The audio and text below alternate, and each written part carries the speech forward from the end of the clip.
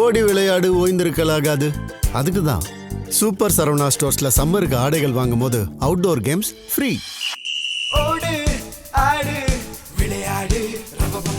Super Saravana stores summer கோடையை கொண்டாடலாம்.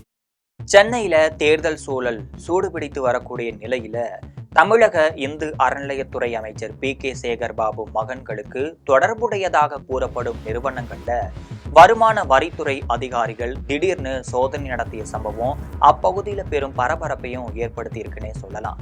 இந்த சோதனையில சில ஆவணங்கள் சிக்கியதா தகவல் வெளியான நிலையில அவற்றை அதிகாரிகள் ஆய்வு செய்து வருவதா தகவல் வெளியாகி இருக்கு. இது பற்றி ஜெம் தொலைக்காட்சி வழங்கும் சிறப்பு செய்தியில விரிவாக பார்க்கலாம்.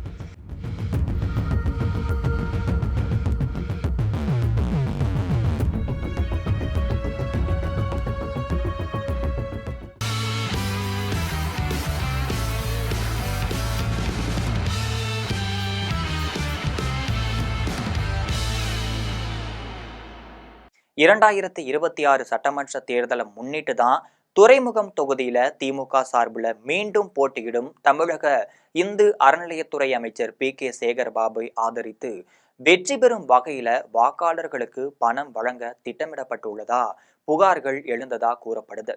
இந்த புகார்கள் தேர்தல் பறக்கும் படையினருக்கும் வருமான வரித்துறைக்கும் சென்றதுக்கு அப்புறமா சம்பந்தப்பட்ட இடங்கள்ல அதிரடி சோதனை நடத்த முடிவு செய்யப்பட்டதா தகவல் வெளியாகி இருக்கு.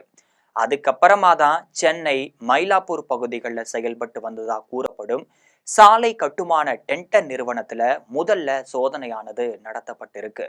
இந்த நிறுவனம் அமைச்சர் சேகர் பாபுவின் மகன்கள் ஜெயசிம்மன் மற்றும் விக்னேஷ் ஆகியோருடன் தொடர்புடையதா சொல்லப்படுது.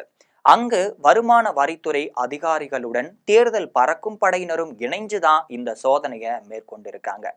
அதுக்கப்புறமா தான் நகரின் பல்வேறு பகுதிகளில் ஒரே நேரத்துல சோதனைகள் விரிவுபடுத்தப்பட்டிருக்கு.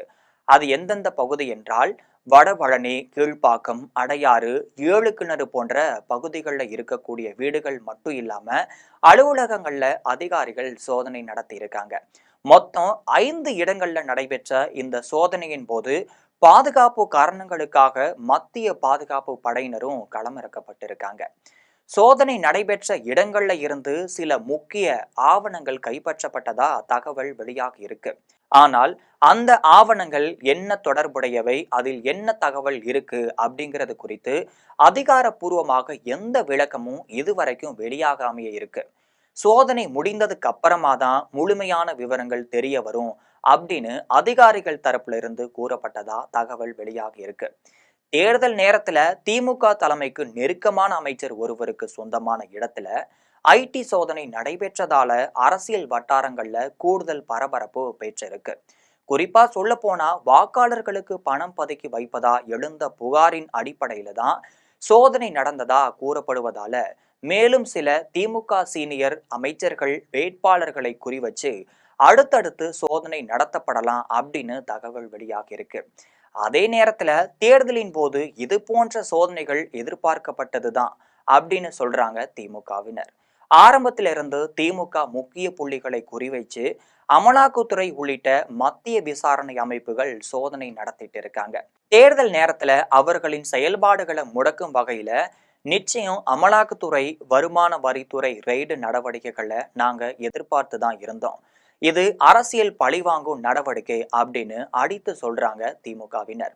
இந்த நிலையில தான் அமைச்சர் சேகர் பாபு அவர்களின் மகன்களின் நிறுவனங்கள் உள்ளிட்ட இடங்கள்ல நடத்தப்பட்ட சோதனையின் போது கைப்பற்றப்பட்ட ஆவணங்கள் ஆய்வுக்குட்படுத்தப்பட்டு வருவதாகவும் விரைவில் இது தொடர்பான வருமான வரித்துறை அதிகாரப்பூர்வ அறிவிப்பை வெளியிடும் அப்படின்னு டெல்லி வட்டாரங்கள் சொல்லுது.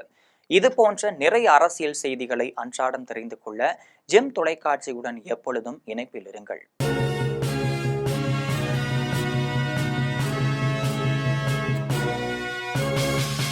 ஓடி விளையாடு ஓய்ந்திருக்கலாகாது.